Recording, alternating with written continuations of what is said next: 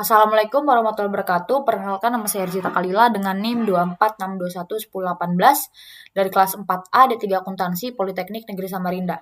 Jadi pada video kali ini saya akan menjelaskan tentang pengerjaan praktek kerja akuntansi biaya dari pencatatan transaksi, perhitungan biaya produksi hingga penyusunan laporan keuangan.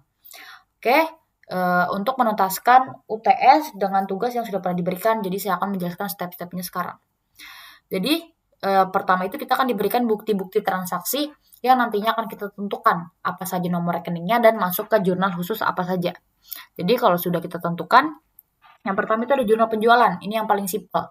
Jadi kalau misalkan kita ada menjual barang itu masuknya ke sini. Jadi kita tinggal masukkan ke piutang dagang, PPN keluaran, dan hasil penjualan. Masukkan nominal-nominal sesuai dengan akun yang tersedia. Jadi kalau sudah nanti langsung dijumlahkan ke bawah. Nanti kalau misalkan dia balance antara debit dan kredit, ini berarti benar, kita buat rekapitulasinya. Selanjutnya ada jurnal pembelian.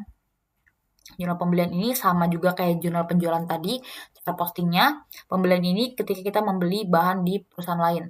Jadi kita masukkan aja ke akun-akunnya, dan ini ada kolom lain-lain. Jadi kalau misalkan ada akun atau nomor rekening yang nggak ada di tabel ini, kita masukkannya ke lain-lain. Kalau sudah semua, kita totalkan. Kalau misalkan dia balance, langsung kita buat rekapitulasinya.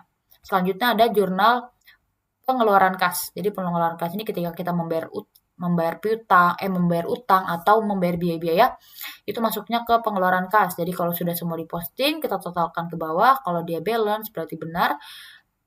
Kita langsung buat rekapitulasinya. Selanjutnya yang terakhir ini ada jurnal penerimaan kas. Jadi kalau misalkan ada perusahaan yang melunaskan piutang-piutangnya ke perusahaan kita, itu kita posting di sini, kita totalkan ke bawah. Jika sudah balance, kita buat rekapitulasinya. Jadi fungsi rekapitulasi yang dibuat ini, itu fungsinya untuk memudahkan kita mempostingnya ke buku besar.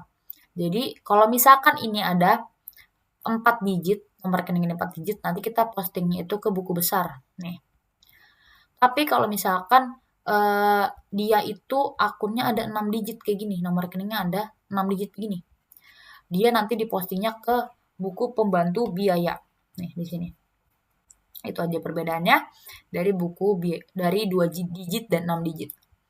Terus itu selanjutnya ada nanti transaksi utang dan piutang. Jadi kalau misalkan kita beli barang itu, kita menjual barang secara kredit, nanti masuknya ke buku pembantu piutang. Kalau misalkan kita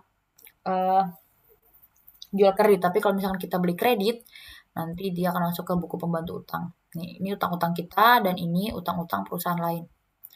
Selanjutnya kita akan masuk ke jurnal memorial. Jadi di jurnal memorial ini adalah isi transaksi-transaksi yang tidak masuk ke jurnal-jurnal khusus sebelumnya.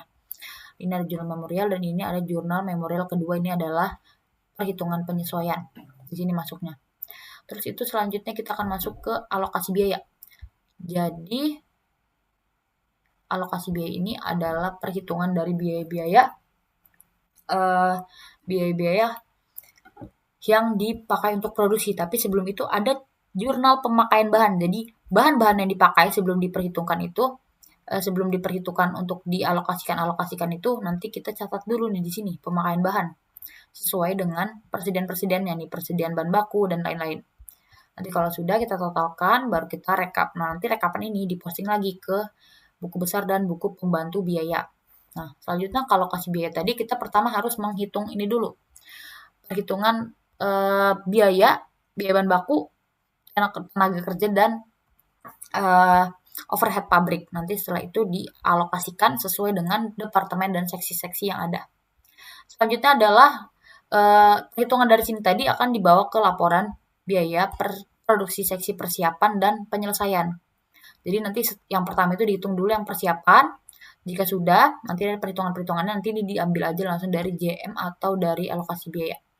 Nanti jika nominal ini yang ada di sini sama yang di sini itu sama, berarti perhitungannya benar. Dan begitu juga dengan penyelesaian. Kalau misalkan total yang ini sama yang ini itu sama, berarti udah perhitungannya benar. Selanjutnya neraca lajur. Ini nanti ada neraca saldo sebelum transaksi. Jadi sebelum kita memposting apapun itu ke buku besar, nanti dia ada saldo-saldo begini.